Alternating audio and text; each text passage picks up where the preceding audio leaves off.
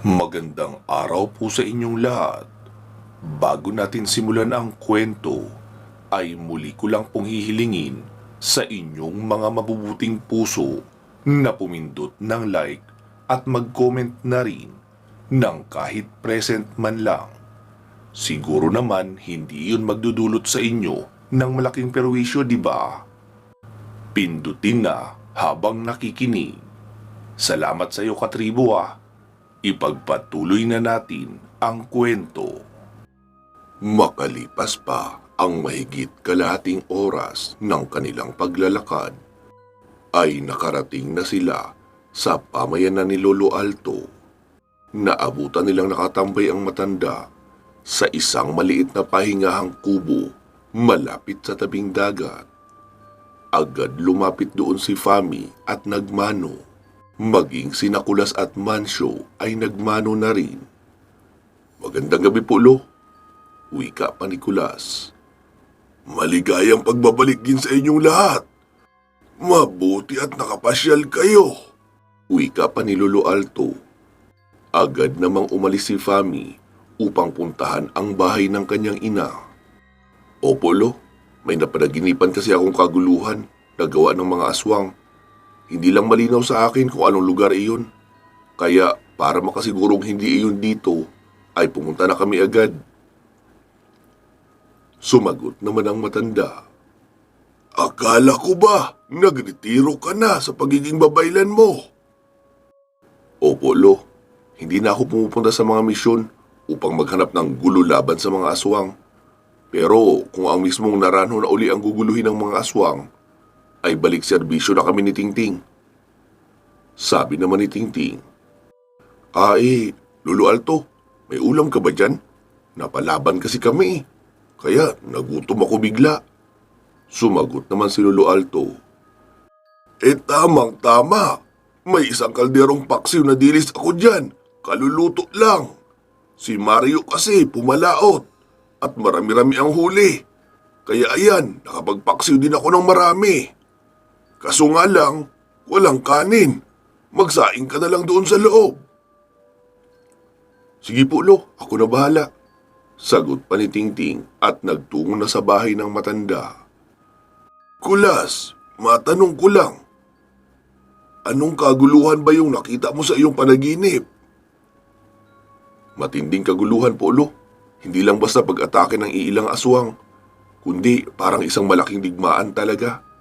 Kasi iba't ibang uri ng nilalang ang nakikita ko roon eh. May mga sundalo rin, pero kakampi ng mga aswang. Hindi kaya iyon yung kaguluhan sa mainland Samar na pinuntahan nyo dati? Yan lang yung napapanaginipan mo. Hindi po, Lo. Nararamdaman ko pong iba eh. Di sige. Maaari mo naman yan sigurong itanong sa mga kaibigan mong elemental, di ba? Opo, Lo. Susubukan kong tawagin mamaya si Tiara. Patapusin ko lang na makakain si Tingting. Kumusta naman po dito, Lo? Ayos naman. Lumalaki na ang pamayanan namin. Nagsiasawa na kasi halos lahat ng mga apo ko. May mga apo na nga ako sa tuhod. Kayo ba ni Fami? Kailan niyo ako bibigyan ng apo sa tuhod? Hindi ko pa po alam, Lo. Natatakot kasi ako. Na baka kapag nagkaanak na ako, ay iyon naman ang tugisin ng mga taga-kaliwa bilang kabayaran sa pagsupil ko sa kanilang kasamaan. Ano ka ba naman, Kulas? Hindi mauubos ang kasamaan dahil pasa-pasa lang din yan sa mga susunod na salinlahi. Kaya dapat kayong mga babaylan at mga tagapagtanggol ng kabutihan ay magkaroon din ng mga salinlahi para may susupil din sa salinlahi ng kasamaan. Opo, Lo. Mukhang tama naman kayo. Hahanap na siguro ako ng tamang pagkakataon at tamang lugar para magsimula ng pamilya. Sige po, Lo. Puntahan ko lang muna si Nanay Fatima. Wika pa ni Kulas at naglakad na papunta sa bahay nila Fami. Mano po, Nay? Wika pa ni Kulas sabay kuha sa kamay ng ina ni Fami. Oh, Kulas, kumusta naman ang buhay niyo sa Masbate? Ayos naman po, Nay. Mukha nga eh, nananaba si Fami. Akala ko talaga, hindi na ito tataba. Dati kasi kahit gaano kalakas kumain, ay hindi man lang nagkakabilbil. Nay, sa susunod na buwan po, anihan na doon sa amin. Baka pwede kayong pumunta roon. Tutal, wala na rin naman kayong kasama rito. Oo, Kulas. Naisip ko talaga yan. Dati kasi, medyo masaya pa dito dahil narito pa ang tatlo. Noong nagsiasawa na, ay gumawa na rin ang kanya-kanyang mga bahay nila. Balita ko, may napanaginipan ka raw ng kaguluhan na. Alam mo na ba kung saan yun? Hindi pa po, Nay. Kaya kakausapin ko mamaya ang mga tropa kong elemental dito. Makikibalita ako. Si Mancio, nasaan? Tanong pa ni Aling Fatima. Naroon po sa bahay ni Lolo Alto, nakikikain. Ah, ganun ba? Kayo ba, hindi kayo kakain? Nagpaksiyo rin ako dito ng dilis. Nahuli ni Mario. Bali, tatay iyon ang asawa ni Ruben. Dito na rin sila nanirahan. Nakatira sila dati sa kabundukan ng mainland Samar. Mahirap to ang buhay nila doon at madalas pang madaanan ng mga rebelde. Kaya palagi silang may takot sa puso. Mas ayos daw dito dahil madaling makapangisda. May lupain rin na mapagtataniman na hindi malayo. Wala pang rebelde. Sumagot naman si Fami. May mga aswang naman. Ano ka ba, anak? Madali lang ang solusyon sa mga aswang na iyan. Huwag magpagabi sa labas at magtrangka ng bahay ng mabuti. Ligtas ka na kapag ganun, kaysa kapag mga rebelde ang problema. Sa bagay, tama ka din naman dyan, Nay. Nagpatuloy pa sa pagkikwentuhan ang tatlo hanggang sa makita nilang papalapit na si Mancio sa bahay nila Fami. Magandang gabi po, Aling Fatima. Bati pa ni Mancio. Magandang gabi rin sa iyo, Mancio. Kumusta kain mo doon kay Itay? Solve na solve po. Ang dami niyang ulam eh. Kaya nagsaing din ako ng marami. Ano bay? Saan na tayo nito ngayon? Tara na, doon na muna tayo sa talon. Fami, dito ka na lang muna ha. Babalik din kami dito pagkatapos. Dito tayo matutulog. Okay, mahal.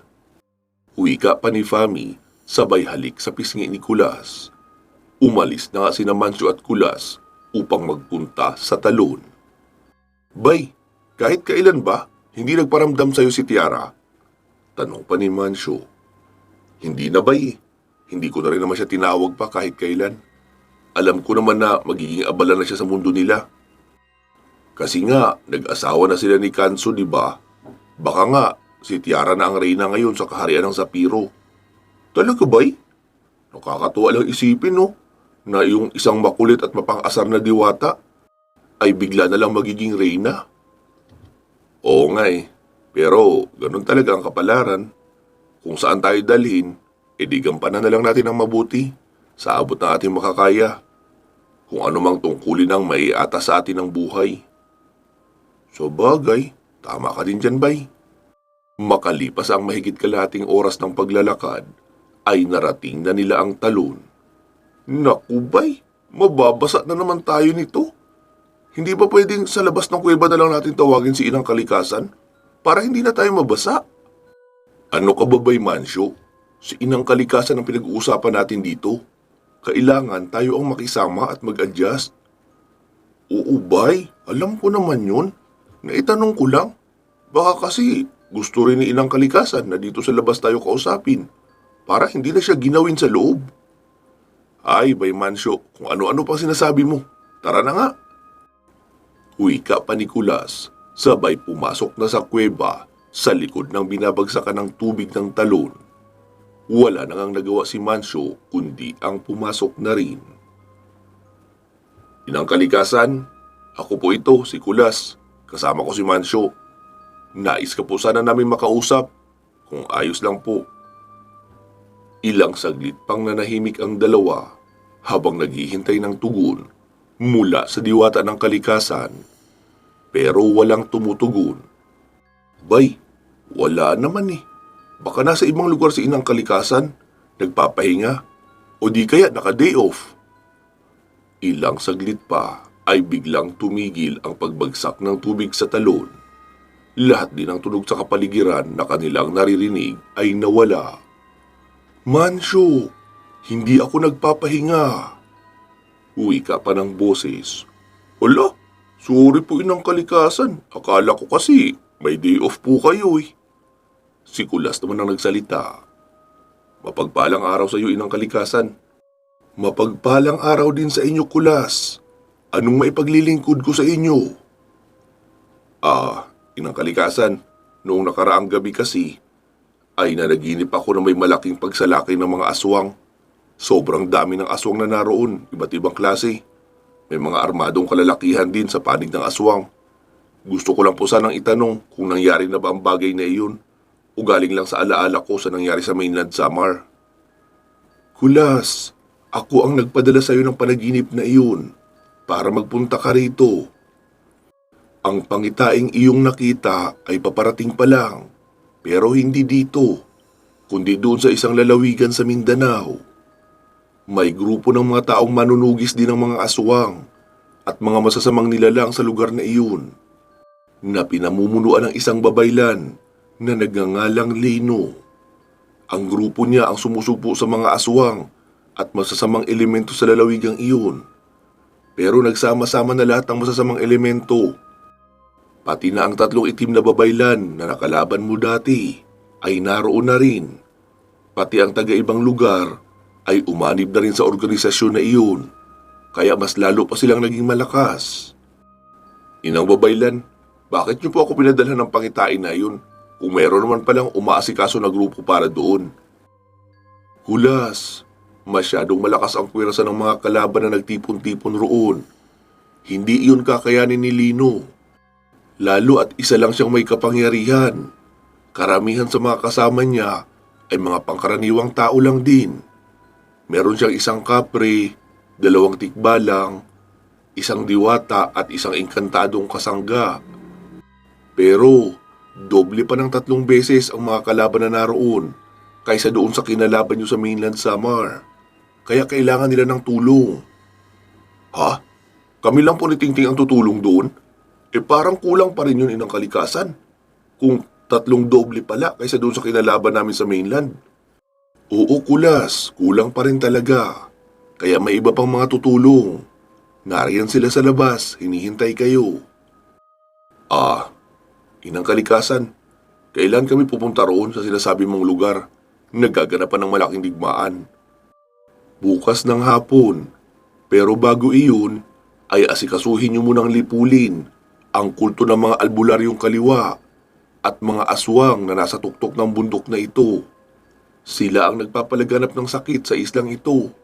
Tapos kapag may sakit na ang mga tao, ay saka naman bibiktimahin ng mga miyembro nilang aswang. Naroon sila ngayon sa may tuktok. May isinasagawang ritual ng pag-aalay sa dilim. Wala na kayong itatanong pa sa kanila. Basta kapag naroon na kayo, ay lipulin nyo na lahat ng naroon. Huwag kayong magtitira ng buhay para wala nang magpatuloy pa sa kanilang isinasagawang kasamaan. Ay, inang kalikasan, paano po kami makakapunta doon sa lugar kung saan gaganapin ang digmaan? Si Tiara na ang bahala sa inyo. Alam niya na ang kanyang gagawin. Ha? Si Tiara kasama? Bulalas pa ni Mansyo, pati na rin si Kulas. Oo, kaya sige na, humayo na kayo at lipulin ang mga elemento ng kasamaan sa islang ito. Sige po inang kalikasan. Maraming salamat. Sagot pa ni Kulas at muli nang bumalik sa normal ang kapaligiran. Nagpatuloy na sa pagbagsak ang tubig ng talon. Pagkalabas ni Kulas ay laking gulat nila noong makitang naroon sina Tiara, Hodor at Balbon. Uy! Narito kayong lahat! Wika pa ni Mansyo. Agad namang dinumog ni Balbon si Kulas, kaya nagpagulong-gulong sila sa lupa habang dinidilaan ni Balbon si Kulas sa mukha. Ay naku, pakulit ka pa rin talaga. Oh, Tiara, anong ginagawa ng isang reyna sa isang maliit na islang ito? Ano ka ba Kulas? Hindi ako reyna dito sa mundo ng mga tao. Narito ako para gampanan pa rin ang dati kong tungkulin bilang iyong gabay. Paano naman ang tungkulin mo sa kaharian nyo? Wala naman ako masyadong tungkulin doon. Boring nga eh. Mas gusto ko pang narito. Iyong nakikipaglaban. Doon kasi, Hindi ako pwedeng sumama sa mga misyon ng labanan. Ah, ganun ba? Sabi nga pala ni Inang Kalikasan ay samahan mo kami doon sa Mindanao para tumulong sa isang malaking digmaan. Oo, pupunta tayo roon pero bukas na. Puntahan muna natin ngayon ang mga nagre-ritual na mga kulto. Maglinis muna tayo ng islang ito bago tayo umalis. Kaibigan, maligayang pagbabalik sa isla ng Naranjo. Akala ko ay hindi ka na talaga babalik dito. Tagal mong nawala eh. Wika pa ni Hodor. Pasensya ka na kaibigan na. Napakaraming nangyaring hindi maganda sa buhay ko eh. Kaya naisipan kong magpakalayo-layo na lang muna sa lugar na ito. Pero syempre, kapag kailangan talaga ako, ay pupunta ako agad. Kagaya na lang nito na pinadalhan ako ng pangitain ni Inang Kalikasan. Kaya sumugod kami agad rito. Akala ko kasi dito yung kaguluhan na nakita ko sa panaginip. Hindi pala.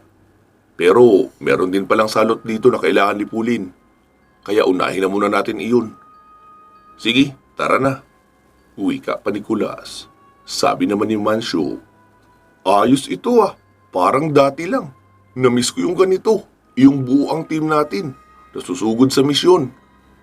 Kulas, mauuna na ako para magmanman sa paligid. Wika pa ni Tiara at bigla na lang itong nawala. Ilang saglit pa bago sila makalapit sa pinakataas na bahagi ng bundok ay muling nagpakita si Tiara. Kulas, 10 mga albularyong kaliwa ang naroon nagtitipon. Naroon din ang mga berdugo nilang aswang. 7 aswang lahat ang naroon.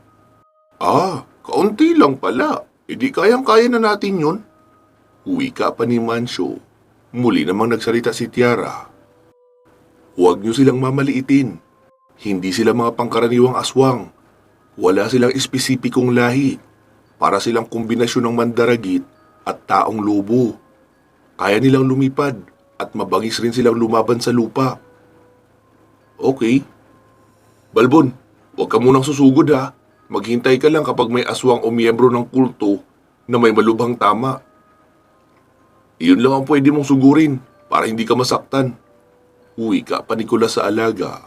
Nakatingin naman si Balbon kay Kulas na mukhang naiintindihan naman ang sinasabi niya. Mancio, tara na. Tayo ang unang haharap. Hodor, ikutan niyo sa likurang bahagi ang ibang kalaban para walang makatakas. Kayo ni Tiara ang iikot. Ariglado kaibigan. Sagot pa ni Hodor. Noong makarating na nga sila sa lugar, ay agad na silang nakita ng mga aswang.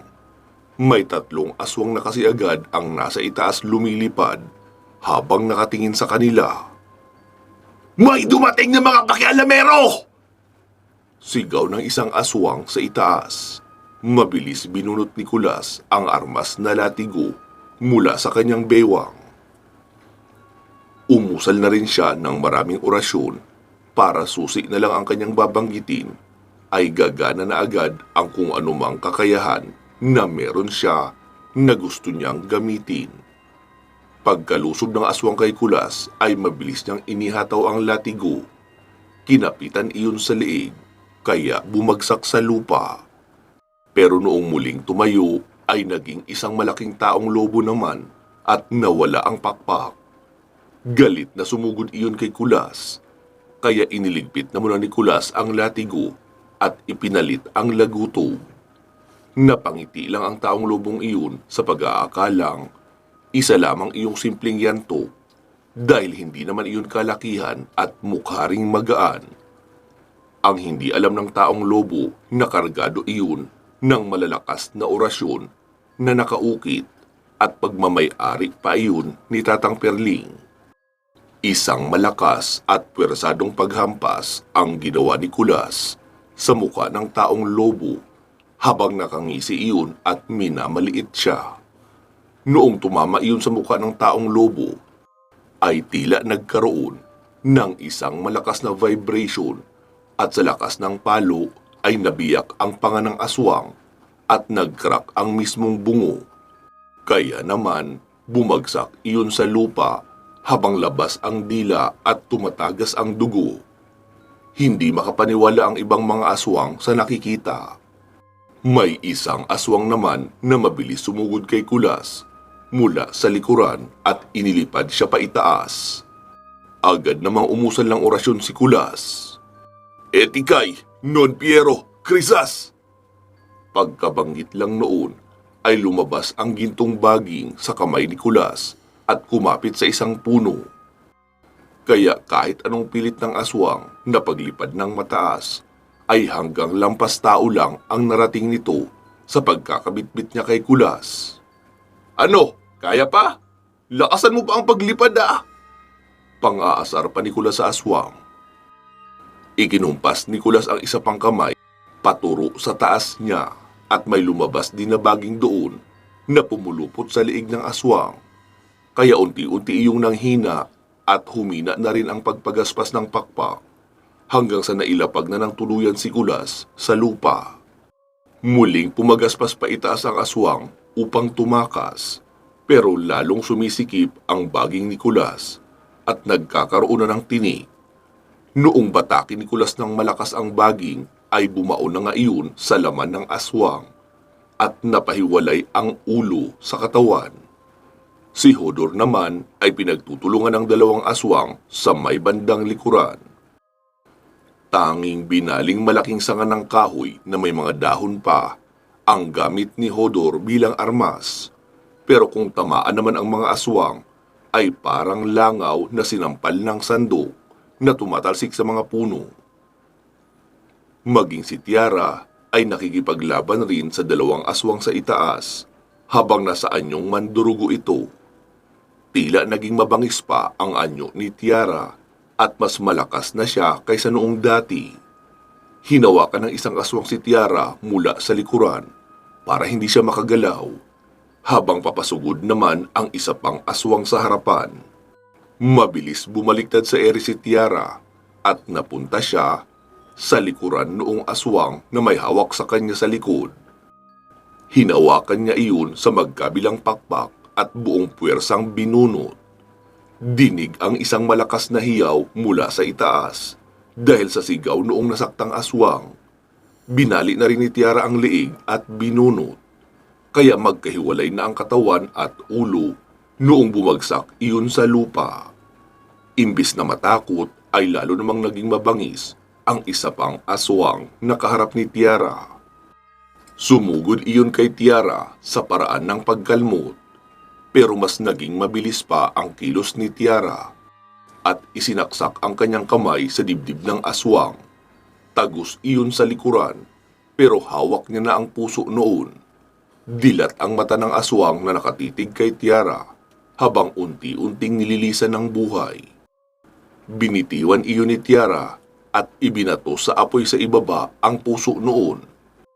Si Mancio naman ay masayang nakikipag-iskrimahan sa isang taong lobo sa isang bahagi ng lugar.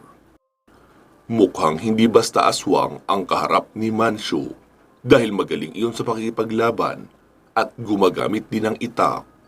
Kaya ibinuhos din ni Mancio ang kanyang kakayahan sa pakikipaglaban.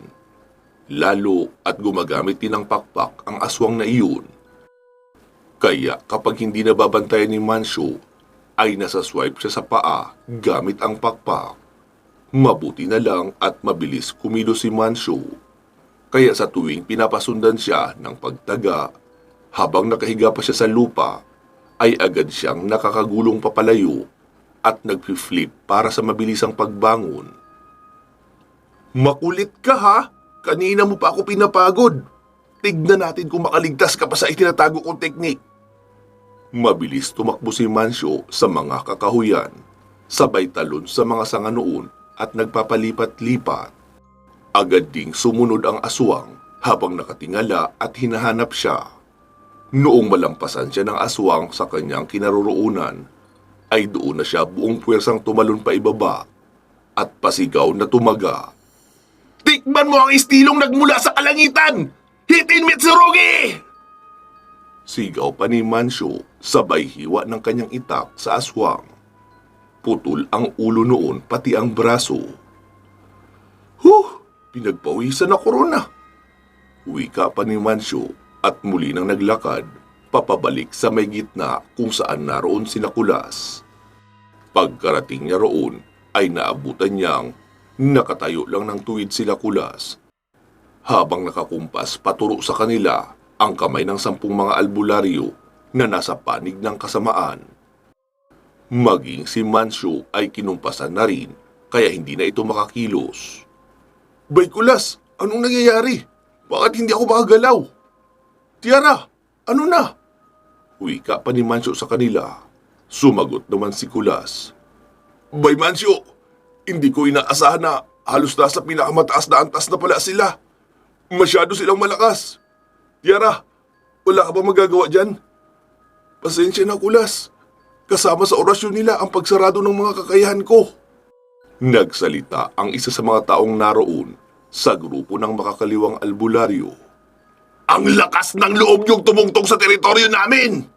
Sa amin ang islang ito! Kaya walang sino man ang makapipigil sa amin! Walang magawa si Kulas dahil nakaistatwa na rin siya, gawa ng mataas na antas ng pamako na ibinato sa kanila. Hanggang sa may marinig silang bumibitaw ng orasyon mula sa malayo. Pero dinig ang pag-oorasyon na iyon dahil tila binibigkas ng pasigaw. Kraso, Katustar, Meta Ignis! Kraso, Katustar, Meta Ignis! Kraso, Katustar, Meta Ignis! Kinumpasan din ng ibang mga albularyo ang matandang paparating, pero wala iyong naging epekto sa matandang paparating na nakaroba ng itim. Hanggang sa isigaw ng malakas ng matandang iyon ang huling mga kataga ng kanyang orasyon at naglabas ng 10 guhit ng apoy patungo sa 10 makakaliwang albularyo. Nagliyab ang 10 iyon at biglang nagkagulo habang kanya-kanyang gulong sa lupa upang patayin ang apoy sa kanilang katawan. Pero kakaiba ang apoy na iyon. Tila kumakapit talaga ng husto sa buong katawan ng bawat isa sa 10 iyon hanggang sa tuluyan silang maabo. Sabi naman ni Mancio, Bossing, kung sino ka man, salamat sa pagliligtas mo sa amin ha. Sumagot naman iyon at sinabing, hanggang ngayon ba naman? Nagagawa pa rin kayong malinlang ng mga huwad na albularyo. Ilang ulit ko bang sasabihin sa inyo na huwag mamaliitin ang makakaharap na kalaban para hindi kayo masurpresa sa itinatago nilang kakayahan. Tatang Perling? Bulalas pa ni Kulas. Sumagot naman ang matanda, sabay alis ng pamandong ng roba sa kanyang ulo. Ako nga! Wow, astig ang forma niyo Tatang Perling ah. Parang makapangyarihang wizard ang datingan. Wika pa ni Mancio. Sumagot naman si Tatang Perling. Abay oo naman. Sinusuot ko talaga ito para mas powerful ang dating. Pero hindi, sa ukay-ukay ko lang ito nabili. Tsaka, madaling labhan at madaling matuyo. Kaya ito palagi ang suot ko. Wash and wear din kasi. Pero kung minsan, kapag marami akong ginagawa, ay nagiging wear and wear, never wash na lang din.